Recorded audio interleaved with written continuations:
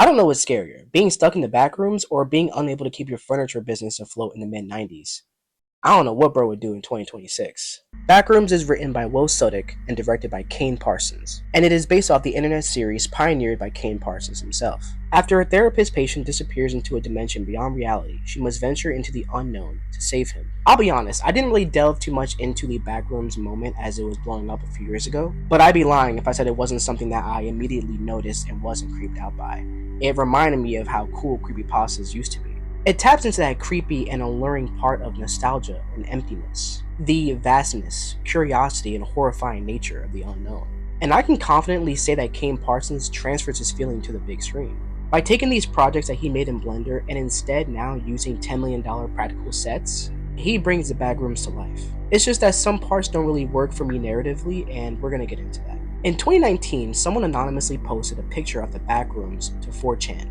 No one had any idea what it was, but it instantly caused people to have this eerie feeling. And 4 years ago, a YouTuber named Kane Parsons took this little idea and ran with it, turning it into an instant internet phenomenon. He garnered tens of millions of views, and when it was announced that the film was in development, I wasn't surprised. I was worried, but not surprised. And I wasn't worried about his age like everyone else hating on him for being 20. Okay, maybe I was a little bit worried, but then I realized that bro isn't just a YouTuber, he's an actual filmmaker. If you go back to his page, he's been making short films and concepts for years. What I was really worried about was them taking some viral idea and then trying to blow it up and ruin it. We saw it happen with the Slender Man. Oh my god, do y'all remember that shit? But after seeing it in the theater, it's evident to me that they strive to make something really good here. And that is fully on display with the cinematography and dedicated production design. Cinematographer Jeremy Cox shot this beautifully, and it has such a distinct look. He and Kane are able to use the found footage element for certain scenes, and they're just scary as fuck. That, along with the vibrant colors of the real world, contrasted with the plainness of the back rooms, this is one of the best looking films all year. Although I personally wish a lot more of the film was found footage, if not all of it. And the production design by Danny Vermette is just jaw-dropping. I'm so glad they went the extra mile to build practical sets, and it got to the point where I wasn't sure what was practical and CGI. That's how you should do it. Take notes, guys. Every scene that they're venturing through the back rooms, we're being offered something new and terrifying. Like, okay, what's behind door number 3? Please stop opening doors. Alright, open like one more, let me see. Say what you want about Kane's age, but the kid's obviously got skills. He clearly has a good sense of what belongs in the frame and knows how to deliver some truly tense sequences.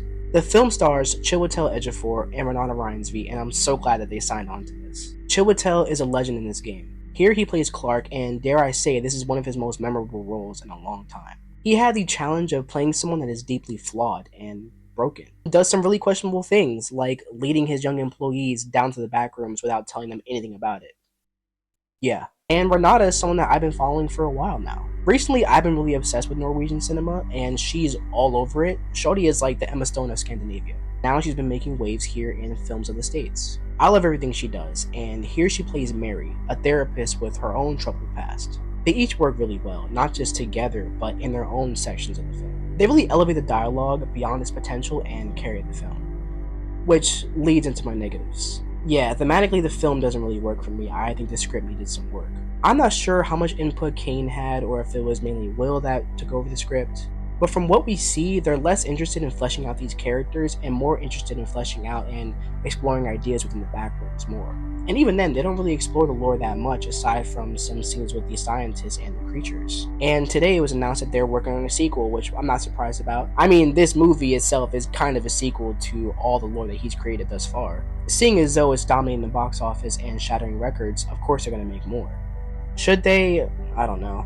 I just hope that they don't ruin it. But either way, I just think that these characters could be a lot more layered and written better in general. I mean, they do feel a bit layered and complex. Clark is a miserable, divorced man with a lot of darkness and anger inside. He seems like he could just snap any second, and we see his descent. Mary is someone with childhood trauma.